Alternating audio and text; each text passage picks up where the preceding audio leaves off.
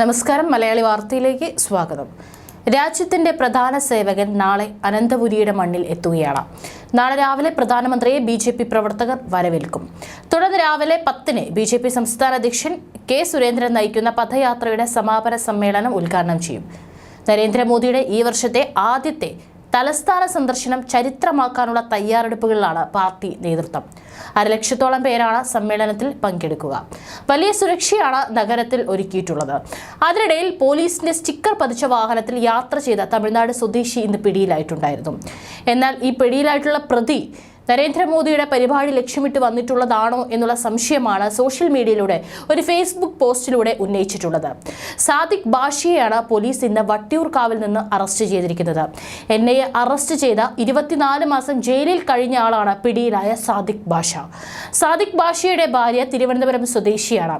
ഇരുവരും തമ്മിൽ വിവാഹമോചനത്തിനായി പള്ളി വഴി നീങ്ങിയിരുന്നു. ഇതിനെ തുടർന്ന് ഇക്കാര്യം ചർച്ച ചെയ്യാൻ പള്ളിയിലെത്തിയ സാദിഖ് അവിടെ വെച്ച് പ്രശ്നങ്ങൾ ഉണ്ടാക്കിയെന്നാണ് പോലീസ് പറയുന്നത്. ഇത് അന്വേഷിക്കാൻ എത്തിയപ്പോഴായിരുന്നു സ്റ്റിക്കർ പതിച്ച കാർ ശ്രദ്ധയിൽപ്പെട്ടത്. കേരളം, തമിഴ്നാട് കേന്ദ്രീകരിച്ചുള്ള IS പ്രചാരണ കേസിൽ NIA കുറ്റപത്രം സമർപ്പിക്കുമ്പോൾ ഗൂഢാലോചനയുടെ വേരുകൾ തിരുവനന്തപുരത്തേക്കും എത്തിയിരുന്നു എന്നതാണ് വസ്തുത. തമിഴ്നാട് സ്വദേശി സാദിഖ് ബാഷ അടക്കം 4 പേർക്കെതിരെയാണ് കുറ്റപത്രം. ചെന്നൈ NIA കോടതിയിലാണ് കുറ്റപത്രം സമർപ്പിച്ചത്. ഈ കേസിലെ പ്രതി വീണ്ടും വട്ടിയൂർക്കാവിലെത്തി. ഭാഗ്യം കൊണ്ട് കേരള പോലീസിന് ഇയാളെ അറസ്റ്റ് ചെയ്യാനായി.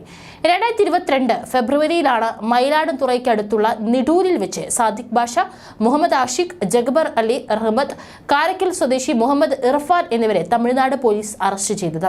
പോലീസിനെ തോക്ക് ചൂണ്ടി ഭീഷണിപ്പെടുത്തി രക്ഷപ്പെട്ട പ്രതികളെ പോലീസ് ചേസ് ചെയ്താണ് പിടികൂടിയത്. ISന് വേണ്ടി ധനസമാഹരണം നടത്തിയെന്ന കേസിൽ പിന്നീട് NIA ഇവരെ പിടികൂടി. സാദിഖ് ബാഷയെ ദേശവിരുദ്ധ പ്രവർത്തനങ്ങളിൽ ഏർപ്പെടുന്നെന്നും ISന് വേണ്ടി പ്രചാരണം നടത്തുന്നു എന്നുമുള്ള വിവരണത്തിന്റെ അടിസ്ഥാനത്തിലായിരുന്നു അറസ്റ്റ്. തുടർന്ന് 2022 സെപ്റ്റംബറിൽ സാദിഖ് ബാഷയുടെ ഭാര്യയുടെ തിരുവനന്തപുരത്തെ വീട്ടിൽ NIA റെയ്ഡ് നടത്തിയിരുന്നു. 24 മാസം ജയിലിൽ കഴിഞ്ഞ് പുറത്തിറങ്ങിയ സാദിഖ് പലതവണ വട്ടിയൂർക്കാവിൽ വന്നുപോയിട്ടും പോലീസിന്റെ രഹസ്യാന്വേഷണ വിഭാഗം അറിഞ്ഞില്ല. പോലീസ് സ്റ്റിക്കർ പതിച്ച കാറിലായിരുന്നു യാത്ര. ഗുരുതരമായ വീഴ്ചയാണ് സംഭവിച്ചിരിക്കുന്നത്. തിരുവനന്തപുരത്തും ചെന്നൈയിലെ മന്നാടുമാണ് സാദിഖ് ബാഷയുടെ നേതൃത്വത്തിൽ ഗൂഢാലോചന നടന്നതെന്ന് NIA കുറ്റപത്രത്തിൽ വ്യക്തമായി പറയുന്നുണ്ട്. ഇക്കാമ ബാഷിയെന്നും മയിലാടുംതുറൈ ബാച്ചി എന്നുമല്ല അറിയപ്പെടുന്ന വ്യക്തിയാണ് സാദിഖ് ബാഷ. തമിഴ്നാട് കേരളം അതിർത്തി കേന്ദ്രീകരിച്ചാണ് സംഘം പ്രവർത്തിച്ചതെന്ന് NIA കുറ്റപത്രത്തിൽ പറയുന്നു. ഇവർ ISലേക്ക് സാങ്കേതിക പരിജ്ഞാനമുള്ളവരെ അടക്കം റിക്രൂട്ട് ചെയ്തു.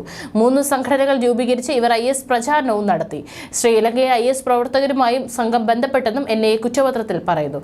അതേസമയം ഒരു പോസ്റ്റ് ഇപ്പോൾ വൈറലാകുകയാണ്. പിടിയിലായ പ്രതി മോദിയുടെ പരിപാടി ലക്ഷ്യമിട്ടെന്ന സംശയം ഉണർത്തിക്കൊണ്ടുള്ള പോസ്റ്റാണ് വൈറലാകുന്നത്. ഭാർഗവ റാം എന്ന ഫേസ്ബുക്ക് പേജിലാണ് പോസ്റ്റ് വന്നത്. അതിൽ വട്ടിയൂർക്കാവ് പോലീസ് സ്റ്റിക്കർ പതിച്ച കാറുമായി പിടിയിലായ തമിഴ്നാട് PFI ഹിറ്റ് സ്ക്വാഡ് തലവൻ ഇക്കാമ സാദിഖ് എന്ന സാദിഖ് ബാഷ മോദിജിയുടെ നാളത്തെ പ്രഖ്യാപിത തിരുവനന്തപുരം പരിപാടി ലക്ഷ്യമിട്ടാണ് തിരുവനന്തപുരത്ത് എത്തിയതെന്നും തന്നെ സംശയിക്കുന്നു. സാദിഖിന്റെ മാർഷൽ ആർട്സ് അക്കാദമിയുടെ പേരാണ് ഇക്കാമ എന്നത്.